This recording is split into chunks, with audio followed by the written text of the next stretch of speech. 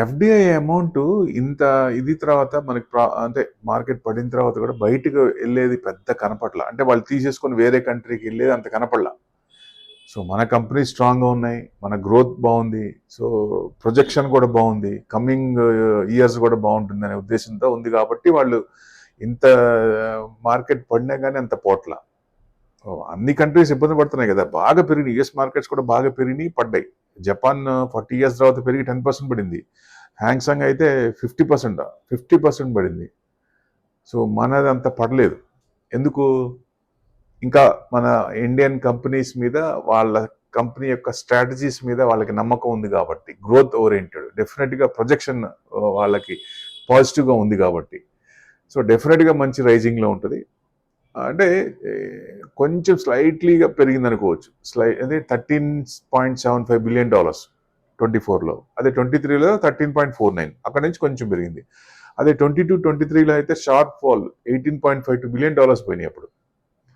So అంటే ఈ సంవత్సరం బాగా ఇంప్రూవ్ అవ్వచ్చు, పారామీటర్స్ అన్ని బాగున్నాయి. సో ట్రెజెక్టరీ బాగుంది.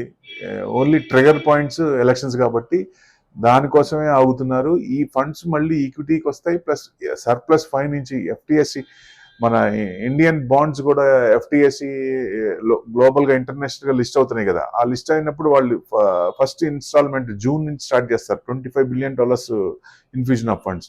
ప్లస్ మోడీ కూడా 50-60 కంట్రీస్ తిరిగినప్పుడు ఆ 50 కంట్రీస్ నుంచి వాళ్ళు కూడా ఇన్వెస్ట్మెంట్ చేయడానికి రెడీగా ఉన్నారు. సో ఎలక్షన్స్ తర్వాత ఇవన్నీ జరగచ్చు. సో ప్రొజెక్షన్ బాగుంది, పారామీటర్స్ బాగున్నాయి, కంపెనీస్ రిజల్ట్స్ బాగున్నాయి, ఎక్కడ ఇది లేవు. సో డెఫినెట్గా పాజిటివే కాబట్టి మంచిగా నెక్స్ట్ 3 years బాగానే ఉంటుందని ఉద్దేశం. 3 to 5 years నెక్స్ట్ టర్మ్ అంతా ఒక రకంగా చెప్పాలంటే. అంటే అవుట్వర్డ్ జనరల్గా గ్లోబల్ ఎకానమీ మీద ఆధారపడి ఉంటుంది, ప్లస్ ఇండియన్ కంపెనీ స్ట్రాటజీస్ వాటి మీద, ఈ రెండు ఉండి గ్లోబల్ ఎకానమీ పడుతుంది అనుకోండి ఇక్కడే ఉంటారు, ఇండియన్ స్ట్రాటజీ బాగాలేదనుకోండి బయటికి వెళ్తారు. సో అవి కొన్ని కరెక్ట్ అవుతున్నాయి, మనం కరెక్ట్ అవ్వట్లా. ఎందుకని ఎవరికైనా అర్థమైపోద్ది. జనరల్గా కంబైన్డ్ ఫైనాన్షియల్ స్టేట్మెంట్ ఎఫ్డిఐలో 3 categories ఉంటాయి: ఈక్విటీ, లోన్స్, గ్యారంటీ. వీటిల్లో ఈ 3 కలిపి $30.93 billion 24లో, అదే 23లో 34.94, అదే 22లో అయితే $52.13 billion.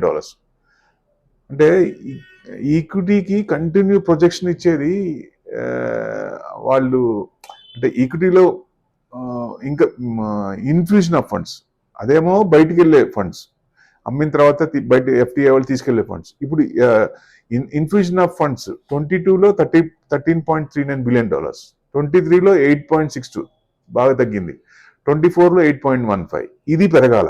మన మార్కెట్ మళ్ళీ ఎఫ్డిఐ ఈ మార్షీస్ క్యాప్ ఇచ్చాం అంటే వాళ్ళు అటు వెళ్తున్నారు, చైనా సైడ్ వెళ్తున్నారు కాబట్టి టైట్ చేయడానికి అలా చేశారు. ప్లస్ ఫ్యూచర్లో గిఫ్ట్ నిఫ్టీకి ఇప్పటిదాకా పెద్ద టర్న్ ఓవర్ లేదు, పెద్ద పేరు కూడా లేదు. ఇక నుంచి చూడండి 1-2 yearsలో గిఫ్ట్ నిఫ్టీ ఎలా మారుతుందో.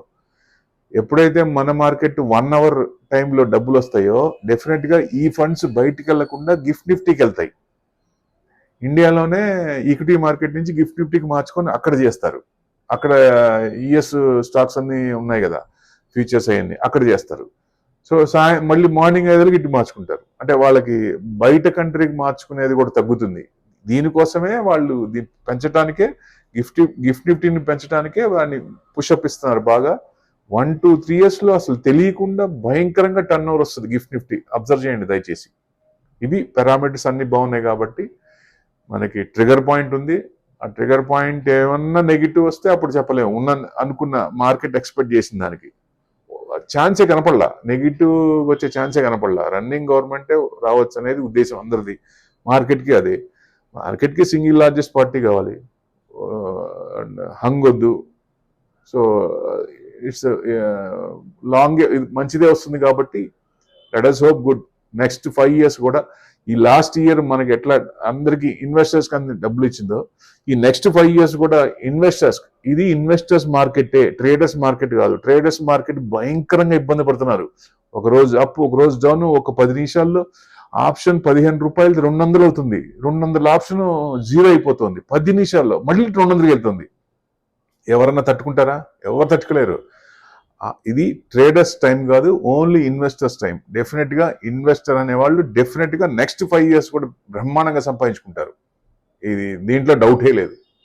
Thank you very much.